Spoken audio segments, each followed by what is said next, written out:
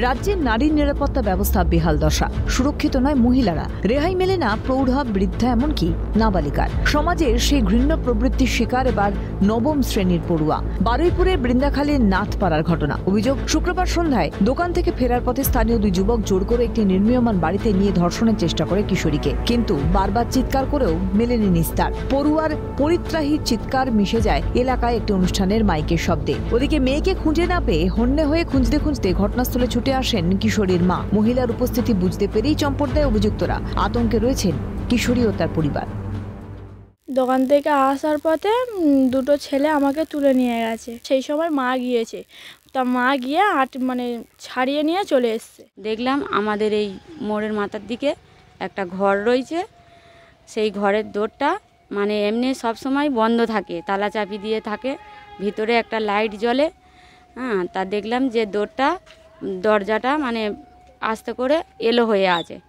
তা আমি সেখানে গিয়ে দেখলাম যে আমার একটা দেওর ছিল সাথে, আমি তাকে নিয়ে ঘরের ভিতরে যাই। ঘরের ভিতরে গিয়ে দেখলাম মেয়ে ছেলে দুজনে আছে, ছুটে এসে জড়িয়ে ধরেছে। আমি ছেলেটার অনেক চেষ্টা করেছিলাম আটকাবার জন্য, ছেলেটা আমার ধাক্কা মেরে ফেলে দিয়ে ছুটে পালিয়ে যায়। খবর প্রকাশ্যে আসতেই ব্যাপক উত্তেজনা এলাকায়। বাড়ি ভাঙচুর করে আগুন জ্বালিয়ে দেয় গ্রামের বিক্ষুব্ধ বাসিন্দারা। পরিস্থিতি সামাল দিতে ঘটনাস্থলে পৌঁছে এসডিপিও বারুইপুর অতীশ বিশ্বাস ও আইসি বারুইপুর সৌম্যজিৎ রায়ের নেতৃত্বে বিশাল পুলিশ বাহিনী বসানো হয়। পুলিশ পিকেটিং মোতায়েন করা হয় র্যাব। এলাকা পরিদর্শন বারুইপুর পূর্ব বিধানসভা বিধায়ক বিভাস সর্দারের। অভিযুক্তদের খুঁজে আপাতত তল্লাশি জারি পুলিশের।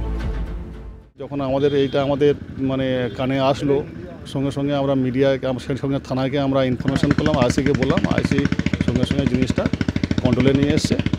এখন মোটামুটি এলাকার পরিস্থিতি ঠান্ডা। নিশ্চয়ই খারাপ উদ্দেশ্য না থাকলে কি তুলে নিয়ে গেছিল? উদ্দেশ্যটা নিশ্চয়ই তো খারাপ ছিল। আতঙ্ক তো বটেই। একটা মহিলা আজকে একটা বাচ্চা এরকম করেছে, আর 5 জন এখান থেকে যেতেই পারবে না, তো যা অবস্থা হয়েছে। বঙ্গের অলিতে গলিতে নারী সুরক্ষার বেআব্রু চিত্র। কান পাতলেই শোনা যায় বাংলার মা বোনের চাপা কান্না আর হাহাকার। কিন্তু সুরাহা কোথায়? কোথায় নিরাপত্তা? রাজ্যের মহিলা মুখ্যমন্ত্রী কি দেবেন বাংলার মা বোনের এই প্রশ্নের জবাব? ঘটনাস্থলে এসেছিলেন বারুইপুর পূর্ব বিধানসভার বিধায়ক বিভাস সর্দার। এখনও দেখা যাচ্ছে যে এখানটায় পুলিশ পিকেট বসানো রয়েছে র্যাব। ঘটনাস্থলে যথেষ্ট উত্তেজনা রয়েছে এবং যে জায়গা থেকে দুই যুবকের বিরুদ্ধে নির্যাতিতার পরিবার, অর্থাৎ নবম শ্রেণীর ছাত্রীর পরিবার ইতিমধ্যে অভিযোগ করেছে। এখন দেখার বারুইপুর থানার পুলিশ কত দ্রুততার সাথে অভিযুক্তদের গ্রেপ্তার করতে পারে। দক্ষিণ 24 পরগনা বারুইপুর থেকে তমাল সরকার, ক্যালকাটা নিউজ।